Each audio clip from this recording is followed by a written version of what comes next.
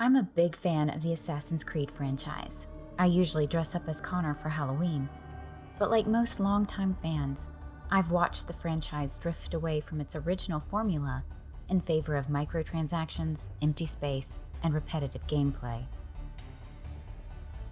Assassin's Creed Mirage feels like Ubisoft trying to remember who Assassin's Creed was and who it was meant for. It wants to return to tight urban spaces, focused stealth, and a lived-in city.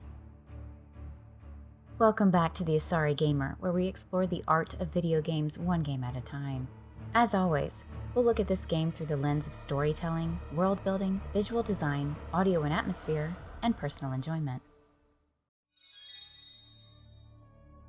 You play as Basim, a character who was originally introduced in Assassin's Creed Valhalla, a game I'm not fond of and never finished.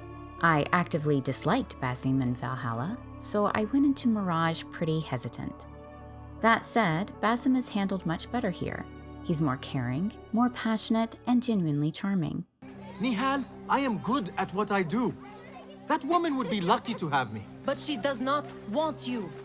You are a street thief with dirty feet. So why bother? Why keep pushing yourself down this path? Because being a street thief is not the peak of my ambition. I have more to offer this world than my nimble fingers. They just cannot see it yet. Almost, Jessup. He clearly cares about the people around him, and that emotional grounding goes a long way. However, his personality does shift quite dramatically over the course of the game, largely due to his past life. That gets into spoiler territory, so I'm not going to dig into it here. Overall, the story is fine. It's solid, it works, but it's not innovative, and it doesn't really take risks. And for me, fine doesn't earn a star. The world building in Assassin's Creed Mirage is excellent. Baghdad feels alive in a way that a lot of modern open world games don't. People are constantly going about their daily lives, selling carpets, tending to mounts, running errands, and moving through the city with purpose.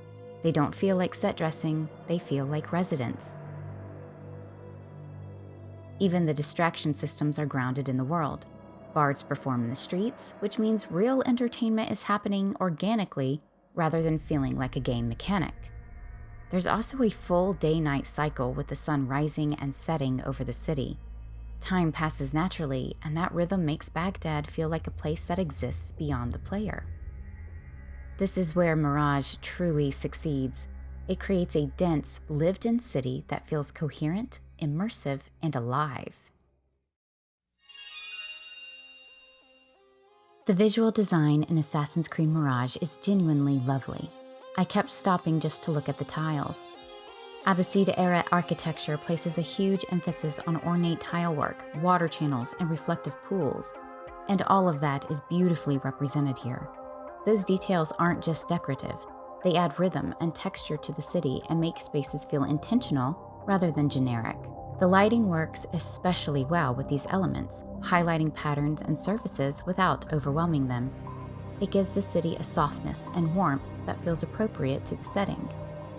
The UI also stays refreshingly minimal, which allows the world itself to take center stage. Nothing feels cluttered or intrusive, and that restraint makes exploration more immersive. Even the menu design is clean and intuitive. Changing outfits is straightforward and lets you appreciate the craftsmanship of the garments without friction. This is a game that clearly wants you to look at it, and rewards you when you do. The audio and atmosphere in Assassin's Creed Mirage are excellent. The voice acting is especially strong. Shohreh Aghdashloo, who voices Roshan, is an absolute standout. There. It looks as though it was delivered this morning. You're certain it is the chest you seek? I am certain. Pay the boy. I could listen to her all day. She could read a grocery list, and I'd still be completely invested. Environmental sound design is just as effective. The screech of the falcon during synchronization is genuinely haunting, and it adds weight to those moments instead of feeling routine.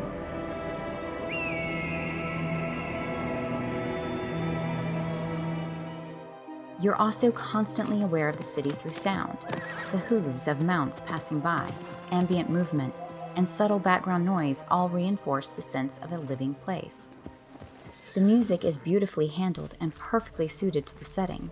It enhances the mood without overwhelming it, supporting both quiet exploration and more intense moments with restraint. Everything works together to make Baghdad feel immersive, grounded, and alive.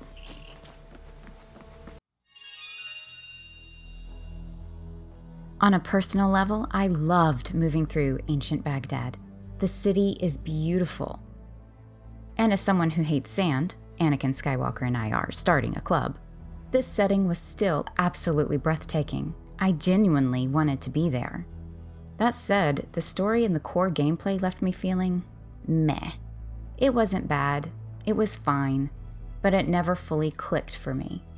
The setting is perfection. The game itself is not. That's why this lands at 3 out of 5 stars overall. The world building, visual design, and audio and atmosphere are impeccable. They're doing the heavy lifting here.